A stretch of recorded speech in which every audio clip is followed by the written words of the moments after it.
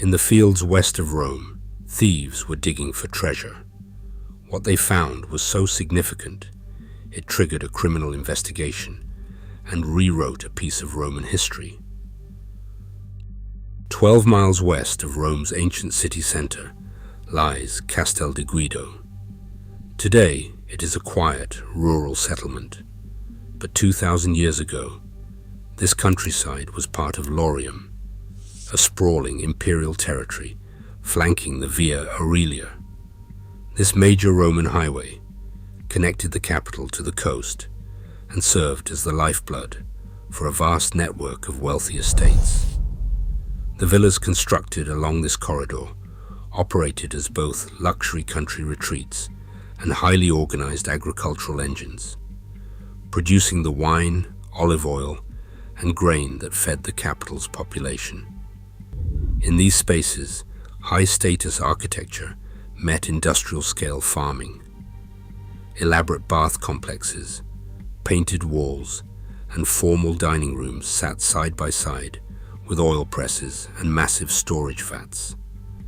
Because of this dual purpose, these suburban estates were concentrated hubs of wealth, positioned precisely where imperial travelers and emperors like Antoninus Pius and Hadrian regularly traveled. For modern tomb raiders, this specific region represents a highly targeted, lucrative map. The looters who brought their machinery to Castel di Guido were not digging into random soil. They knew exactly what this ancient corridor once held, targeting farmlands where luxury and history lay buried just beneath the topsoil. In mid-February 2026, the quiet of the Castel di Guido countryside shattered. Local residents reported suspicious activity after dark, unusual headlights, the low rumble of diesel engines, and the heavy scrape of metal against stone.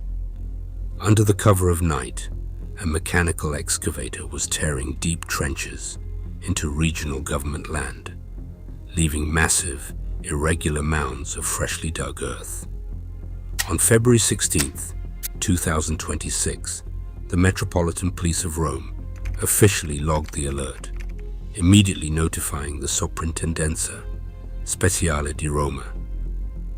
This neighborhood report instantly triggered an active, high-priority heritage crime investigation. The response was immediate. On February 17, 2026, just one day after the local police logged the initial report, the Carabinieri Command for the Protection of Cultural Heritage took control of the case. Known as the Carabinieri TPC, this specialized unit treated the rural farmland as an active crime scene. By February 23rd, less than a week after the first alert, officers secured the entire perimeter. They established round-the-clock monitoring and erected security fencing, permanently stopping the heavy machinery before the looters could return to strip the site. This rapid deployment prevented further destruction to the fragile layers buried just beneath the topsoil. With the location secured, the focus turned to collecting physical evidence. Officers documented the deep, irregular trenches, mapped the heavy tire tracks left by the excavator, and gathered forensic details. The investigation had officially transitioned from neighborhood suspicion to a secured crime scene, ready for archaeological evaluation. Beneath the churned topsoil, the wreckage of the illegal dig gives way to a preserved masterwork of Roman engineering and art. Clearing away the loose dirt uncovers expansive black and white opus tessellatum mosaic floors, laid out in intricate geometric borders, stylized acanthus leaves, and repeating concentric circles. These floors did not belong to a modest agricultural outpost. Surrounding the mosaics, surviving plaster walls retain brilliant red pigments and delicate painted vegetal patterns, confirming elite domestic living quarters. Near the central atrium basin archaeologists recovered the crown jewel of the estate, a highly detailed 80-centimeter white marble statue. The sculpture, depicting the rustic forest deity, Silvanus draped in a protective goatskin cloak, once stood in a dedicated niche to guard the home. By holding a shepherd's staff, the divine figure tied the villa's rich domestic interior directly to the sacred agricultural countryside surrounding it. This artistic program confirms that these targeted fields concealed a sprawling, high-status imperial estate. When a mechanical claw tears through ancient soil, it destroys the delicate physical layers that bind an artifact to its true history.